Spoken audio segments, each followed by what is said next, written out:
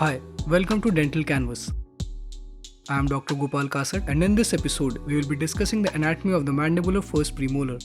Before going ahead, if you are new to this series, check the description or refer to the video on the top right corner to learn basic terminologies required for a better understanding of this video.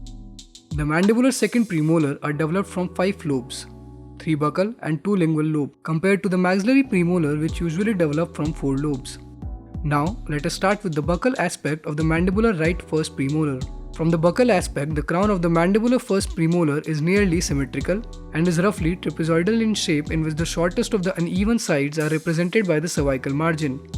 The length of the crown cervico-occlusally is 8.5 mm. The mesial outline of the crown is straight or slightly concave above the cervical line to a point where it joins the curvature of the mesial contact area. The center of the contact area mesially is occlusal to the halfway point from the cervical line to the tip of the buccal cusp. Similarly, the distal outline of the crown is slightly concave above the cervical line to a point where it is confluent with the curvature describing the distal contact area. The distal contact area is broader than the mesial contact area. The contact areas are almost at the same level mesially and distally, which is similar to the maxillary premolars. The mesiobuccal cusp ridge is shorter than the distobuccal cusp ridge, and the tip of the buccal cusp is mesial to the center of the crown, similar to those of the mandibular canine. Both the slopes show some concavity unless wear has obliterated the original form. Mesiodistal diameter of crown at the widest region is 7 mm, and the mesiodistal diameter of the crown at the cervix is 5 mm. The middle buccal lobe is highly developed, and developmental depressions helps to demarcate distobuccal and mesiobuccal lobes. The continuous ridge from the cervical margin to the tip of the cusp is called the buccal ridge. The length of the root is 14 mm, which is 3 to 4 mm shorter than that of the mandibular canine, although the outline is similar to that of the canine. Now, let us move on to the lingual aspect. The first premolar has a large buccal cusp, which is long and well formed, with a small non-functioning lingual cusp. The lingual cusp is always small. The major portion of the crown is made up of the middle buccal lobe, and this makes it resembles the canine. The occlusal surface slopes greatly towards the lingual in a cervical direction down to the short lingual cusp. Therefore, most of the occlusal surface of this tooth can be seen from this aspect. The cervical portion of the crown lingually is narrow and convex, with concavities in between the cervical line and the contact areas on the mesial and distal surfaces. Although the lingual cusp is short and less developed, it shows a pointed tip. This cusp tip is in alignment with the buccal triangular ridge of the occlusal surface. A characteristic of the lingual surface of the mandibular first premolar is the mesiolingual developmental groove.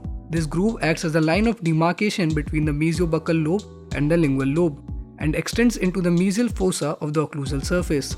The root of this tooth is much narrower on the lingual side, and there is a narrow ridge traversing the full length of the root. This formation allows most of the mesial and distal surfaces of the root to be seen. The root of this tooth tapers evenly from the cervix to a pointed apex. Moving on to the mesial aspect. From the mesial aspect, the mandibular first premolar is roughly rhomboidal. This is fundamental and characteristic of all mandibular posterior teeth when viewed from the mesial or distal aspect. The buccal cusp is long and sharp and is the only occluding cusp. The buccal outline of the crown from this aspect is convex from the cervical line to the tip of the buccal cusp, and this curvature is usually more than the maxillary premolars. The crest of the curvature is in the middle third of the crown. This increased convexity and the location of the crest of the contour of the buccal surface are characteristic of all mandibular posterior teeth. The mesiobuccal lobe development is prominent and can be appreciated from this aspect. The lingual outline of the crown is a curved outline of less convexity than that of the buccal surface. The convexity of the lingual lobe is lingual to the outline of the root. The surface of the crown is presented as an overhang above the root trunk in a lingual direction compared to the maxillary posterior teeth, where both buccal and lingual cusp tips are well within the confines of the root trunk. The crest of the curvature lingually approaches the middle third of the crown. The distance from the cervical line lingually to the tip of the lingual cusp is about 2/3 of that from the cervical line buccally to the tip of the buccal cusp. The mesial marginal ridge has a sharp inclination lingually in a cervical direction. The lingual border of the mesial marginal ridge merges with the developmental depression mesiolingually, which harbors the mesiolingual developmental groove. The buccolingual measurement of the mandibular first premolar is similar to that of the mandibular canine. Buccolingual width of the crown at the widest region is 7.5 mm, and the buccolingual width at the cervix is 6.5 mm. The mesial portion of the buccal triangular ridge is seen from this aspect, and the slope of this ridge is parallel to that of the mesial marginal ridge.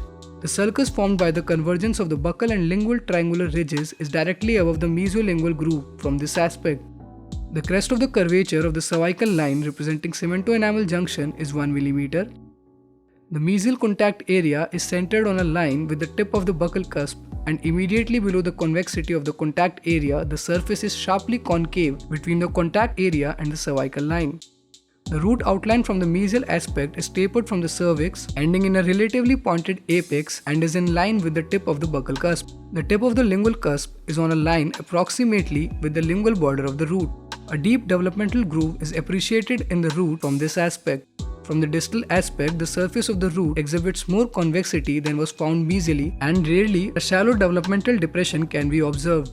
The distal marginal ridge is more occlusal than the mesial ridge. No developmental groove on the distal marginal ridge is evident. The distal marginal ridge is confluent with the lingual cusp ridge and is nearly at right angles to the axis of the crown. The distal contact area is broader than the mesial contact area and is at a point midway between the buccal and the lingual crest of curvature and midway between the cervical line and the tip of the buccal cusp. The crest of the curvature of the cervical line representing the cemento-enamel junction is almost straight. Now, let us move on to the last aspect, that is the occlusal aspect. The outline form of the mandibular first premolar from the occlusal aspect is roughly diamond-shaped and is similar to the incisal aspect of the mandibular canines. More of the buccal surface is seen from the occlusal aspect compared to the lingual surface. The buccal ridge, which is prominent, can be observed from this aspect, and the middle buccal lobe makes up the major bulk of the tooth crown. The marginal ridges are well developed, and the distal curvature representing the contact area is broader than the mesial curvature. The occlusal surface harbor two depressions. These are called the mesial and distal fossa because of their irregular form, even though they correspond in location to the mesial and distal triangular fossa of other posterior teeth. The mesial fossa is more linear and contains the mesial developmental groove which extends buccolingually. This groove is confluent with its extension, which becomes the mesiolingual developmental groove as it passes over the mesiolingual surface. The distal fossa is more circular and is circumscribed by the distobuccal cusp ridge, the distal marginal ridge, the buccal triangular ridge, and the distolingual cusp ridge. From this aspect, a heavy buccal triangular ridge and a small lingual triangular ridge can be appreciated. The crown converges sharply to the center of the lingual surface, starting from points approximating the mesial and distal contact areas, and is triangular in form. This triangle is represented by buccal cusp ridges, marginal ridges, and lingual lobe, with the base of the triangle at the buccal cusp ridges and the point of the triangle at the lingual cusp. This completes all the 5 surfaces of the mandibular first premolar. To summarize it all, you can see an image on the screen with all the average dimension and key features. To download the same and see our resources, check the description. If you have learned something, hit the like button and feel free to subscribe. Looking forward to your comments. Thanks for watching. I am Dr. Gopal and you have been watching Dental Canvas. See you in the next one.